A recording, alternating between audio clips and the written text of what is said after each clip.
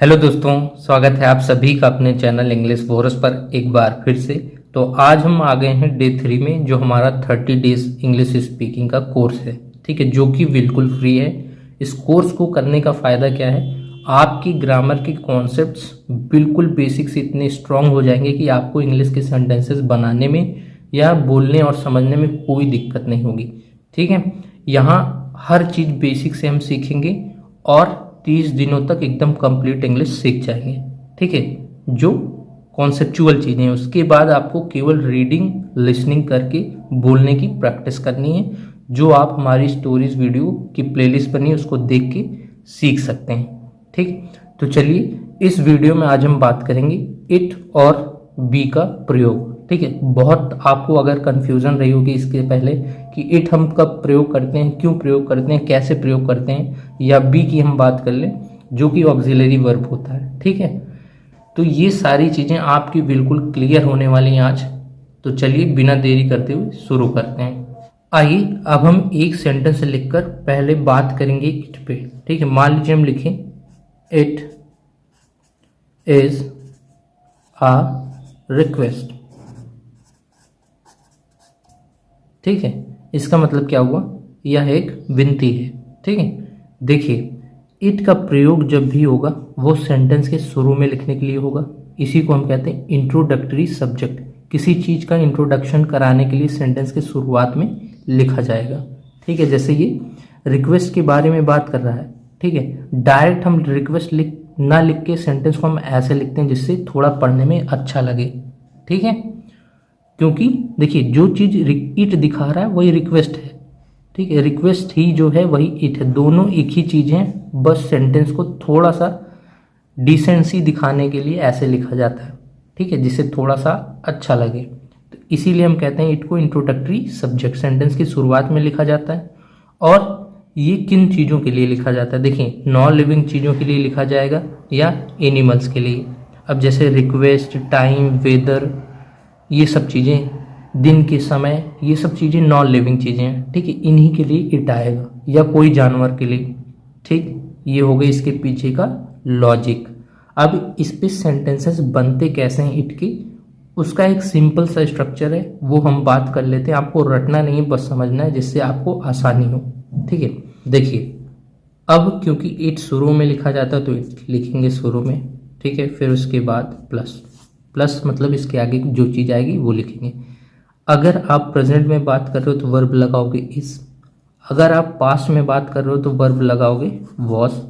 ठीक है, अगर आप फ्यूचर में बात कर रहे हो तो आप वर्ब लगाओगे विल बी। ठीक है, फिर आपको रखना है प्लस ऑब्जेक्ट। जिस चीज़ के बारे में बात करोगे उसको आप कहोगे ऑब्जेक्ट। ठीक है, जैसे अगर हम इस सेंटेंस में ऊपर देखें तो इट तो हो गया इंट्रोडक्टरी सब्जेक्ट, इज हो गया वर्ब टेंस के हिसाब से, क्योंकि ये प्रेजेंट में बात कर रहा है। ठीक है, और ये जो है ऑब्जेक्ट है। ठीक है, रिक्वेस्ट नॉन लिविंग चीज़ है। ठीक है, नाउन की तरह प्रयोग होता है, तो इसी को हम कह रहे हैं ऑब्जेक्ट। अगर आप ऐसे थोड़ा सा ध्यान से देखेंगे कि रिक्वेस्ट जो है वही इट है और इट जो है वही रिक्वेस्ट है, दोनों सेम चीज़ें हैं। बस आप कंफ्यूजन ना हो इसलिए ऐसे एक सिंपल सा स्ट्रक्चर हमने बना दिया है। ठीक है, आइए अब हम इस पे टेंसेस के हिसाब से कुछ सेंटेंस बना लेते हैं जिससे आपको आसानी रहे। ठीक है, अगर हम इस पे इट पे प्रेजेंट के टेंस कुछ, अगर हम इट के बेसिस पे, अगर हम इट पे बेस्ड कुछ प्रेजेंट के सेंटेंसेस बनाए तो कैसे होंगे। जैसे हम कहें अभी अंधेरा है। ठीक है, अभी अंधेरा है, तो इसको हम कैसे लिखेंगे, क्योंकि अंधेरा नॉन लिविंग चीज़ है, तो इसके लिए आ जाएगा सेंटेंस की शुरुआत में इट। ठीक है, इंट्रोडक्टरी सब्जेक्ट की तरह। अब अभी की बात हो रही तो प्रेजेंट की बात हो रही, इसलिए लगाएंगे verb is. It is dark. ठीक है, नाउ। ठीक, ये हो गया अब, ये डार्क हो गया अंधेरा। इंट्रोडक्टरी सब्जेक्ट, ये वर्ब आ गई हमारी टेंस के हिसाब से। ऑब्जेक्ट जो है डार्क है। ठीक, ये नाउन है, और ये नाउ क्या है, ये एडवर्ब है। इसको आपको बहुत पार्ट्स ऑफ स्पीच में नहीं जाना, आपको ऐसे नेचुरली सीखना है। अच्छा ठीक है, ये शुरू में रख देंगे टेंस के हिसाब से कोई वर्ब, फिर उसके बाद जो चीज़ के बारे में बात करेंगे वो। ठीक है, आइए एक सेंटेंस अगर हम और बनाते हैं, जैसे अगर हम कहें ये मैं हूं, ठीक है, ये मैं हूं, तो इसको हम कैसे लिखेंगे, क्योंकि ह्यूमन बींग्स के लिए बारे में भी बात करता है, इट इज आई, ठीक है। एक और अगर सेंटेंस हम बनाएं, अब यहाँ देखिए ऑब्जेक्ट हो गया आई, इज हो गया टेंस के हिसाब से वर्ब, इट हो गया इंट्रोडक्टरी सब्जेक्ट। यह एक गंभीर मुद्दा है, ठीक है। इसको हम इंग्लिश में कैसे लिखेंगे, यह एक गंभीर मुद्दा है। नॉन लिविंग चीज है, देखिए ह्यूमंस और एनिमल्स के लिए भी बात कर सकता है आई, ठीक है। तो इट इज टेंस के हिसाब से इज आ सीरियस इशू, मुद्दा, ठीक है। It is a serious issue, ये क्या है, एडजेक्टिव है, ऑब्जेक्ट हमारे यहाँ इशू नाउन है, ठीक है। और ए क्या है, ए आर्टिकल है इसी नाउन के लिए, काउंटेबल अनकाउंटेबल बनाने के लिए, ठीक है। ये हो गए हमारे प्रेजेंट में इट के बेस पे सेंटेंसेस, ठीक है। आइए अब हम इस पे कुछ पास्ट के सेंटेंसेस बना लेते हैं। देखिए अगर हम इन्हीं सेंटेंसेस पे इसी इट पे ही बेस टेंस बनाए, सेंटेंस बनाए, तो आपको क्या करना है, बस इसकी जगह वॉज रख देना है, ठीक है। इसकी जगह वॉज, इसकी जगह वॉज, ठीक है। जैसे हो जाएगा इट वॉज डार्क देन, यहाँ नाउ क्या है, ये प्रेजेंट का सेंस दे रहा है, इसलिए इसको देन लिख देंगे, ठीक है। इट वॉज आई, वह मैं था। It was a serious issue, यह एक बहुत गंभीर समस्या थी, तो टेंस बदल जाएगा, ठीक है। बस आपको इसकी जगह आर रख देना है, वॉज रख देना है, ठीक है। ऐसे ही अगर आप फ्यूचर पे बनाओगे तो आप क्या हो जाएगा, it will be dark tomorrow, ठीक है। यहां देखिए, यहां तो स्टेट बता रहा है, इस पे नहीं बन पाएगा। It will be a serious issue, यह एक गंभीर मुद्दा हो जाएगा, ठीक है। तो ऐसे आपको बनाना है। चलिए अब हम बात कर लेते हैं जो हमारी वी वर्ब है, ठीक है। इसको हम कहते हैं ऑक्सिलरी वर्ब। देखिए इसका सीधा सीधा काम क्या होता है, एक सेंटेंस से समझ लेते हैं, ठीक है। जैसे मान लीजिए हमने लिखा आई एम अ टीचर, मैं एक अध्यापक हूं, ठीक है।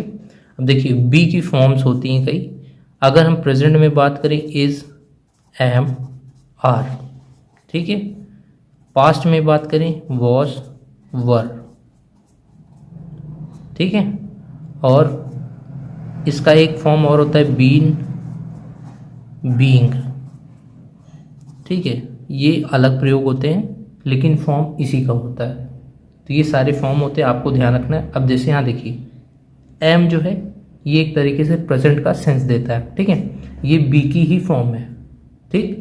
अच्छा, बी का मेन काम क्या होता है, मेन काम ये होता है इसका जो सब्जेक्ट रहेगा वो एक दूसरी चीज से कनेक्ट करेगा, ठीक है।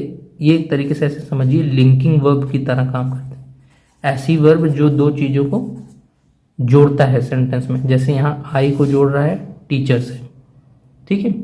अगर आप ऐसे देखिए, टीचर कौन है, आई, ठीक है। आई कौन है, टीचर है, दोनों सेम चीजें हैं, ठीक है। दोनों सेम चीजों को जोड़ने के लिए ये बी की फॉर्म प्रयोग होती है, इसीलिए इसको कहते हैं लिंकिंग वर्ब, ठीक है। बस टेंस के हिसाब से इसके फॉर्म्स बदल जाते हैं, ठीक। अब ये इसका पार्ट्स ऑफ स्पीच है प्रोनाउन, ठीक है। इसका पार्ट्स ऑफ स्पीच है नाउन, ठीक है। दूसरी भाषा में कहें, थोड़ा और एडवांस लेवल पे जाने पे इसी को हम कहते हैं सब्जेक्ट कॉम्प्लीमेंट, ठीक है। ये सब्जेक्ट का पूरक होता है और यहाँ सब्जेक्ट आई हो जाएगा, ठीक। सब्जेक्ट का पूरक ये, ठीक। चलिए अब हम कुछ सेंटेंसेस बनाते हैं टेंस के हिसाब से बी पे बेस। देखिए अगर बी पे बेस आपको प्रेजेंट में टेंस, देखिए अगर आपको बी पे बेस प्रेजेंट में सेंटेंस बोलना है या बनाना है तो आप क्या स्ट्रक्चर फॉलो करोगे उसकी बात कर लेते हैं, ठीक है। जैसे शुरू में आ जाएगा सब्जेक्ट प्लस, ठीक है, इज, एम, आर, ये हो गई तीनों बी की फॉर्म, ठीक है। इसके बाद आ जाएगा, चाहे आप कोई एडजेक्टिव रखोगे चाहे कोई नाउन, ठीक है, जो बनेगा सब्जेक्ट कॉम्प्लीमेंट, और ये सब्जेक्ट है ये हो गई हमारी बी पे बेस प्रेजेंट टेंस में सेंटेंस बनाने का स्ट्रक्चर, ठीक है। ये बस आपको ध्यान रखना है, आपको बहुत आसान हो जाएगा।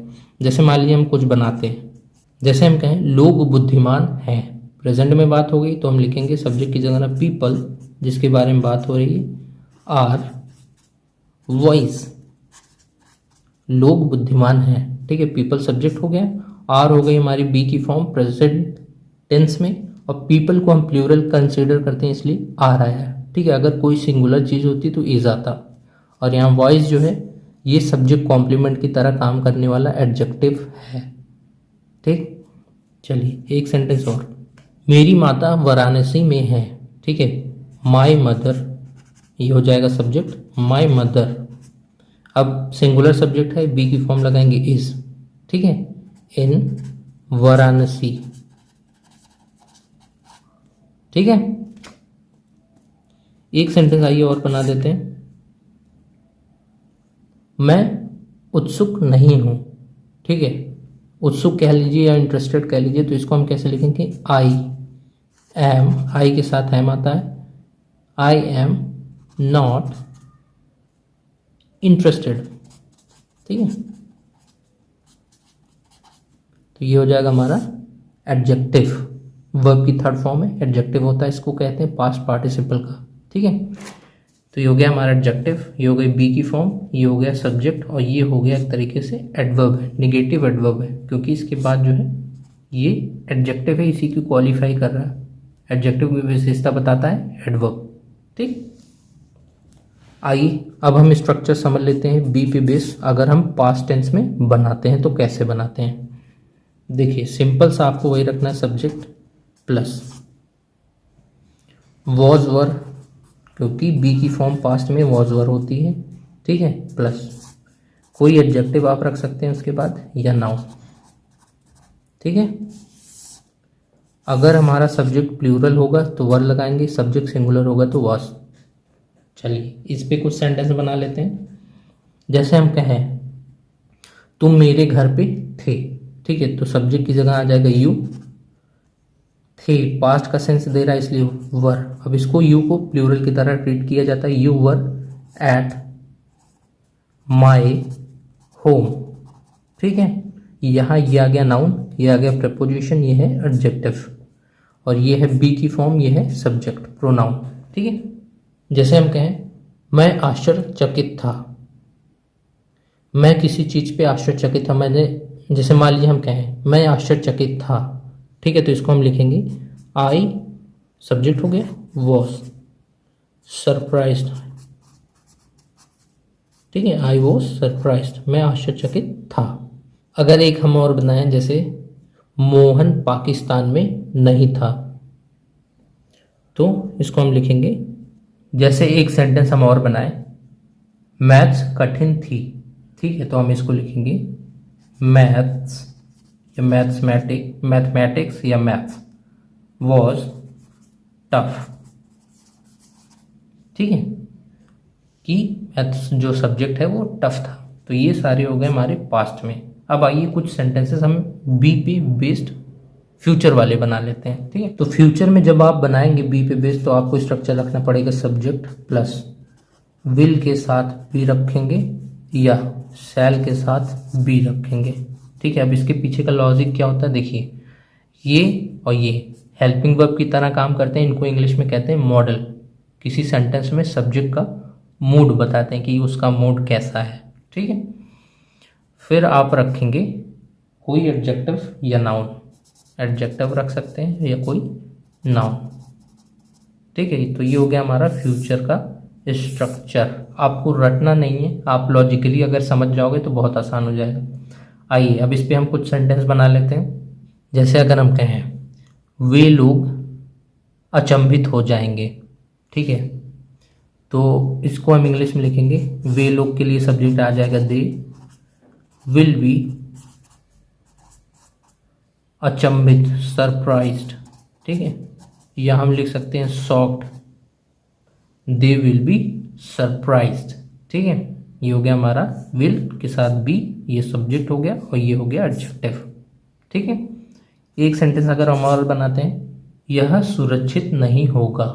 ठीक है, जैसे हम किसी चीज़ के बारे में बात करें कि यह सुरक्षित नहीं होगा, तो इसको हम कैसे लिखेंगे, इट विल नॉट। अब क्योंकि निगेटिव सेंटेंस बनाना है, it will not be safe.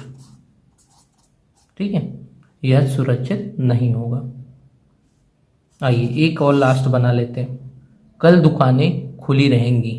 ठीक है, कल दुकानें खुली रहेंगी, तो इसको हम कैसे लिखेंगे, shops will be open tomorrow. ठीक है, शॉप्स कल खुली रहेंगी, ये हो गया सब्जेक्ट, ये हो गया विल, मॉडल के साथ बी का प्रयोग हो गया। ठीक है, जब नेगेटिव बनाना हो तो आप नॉट बीच में रखोगे। ये हो गई मेन वर्ब, ये हो गया एडवर्ब ऑफ टाइम।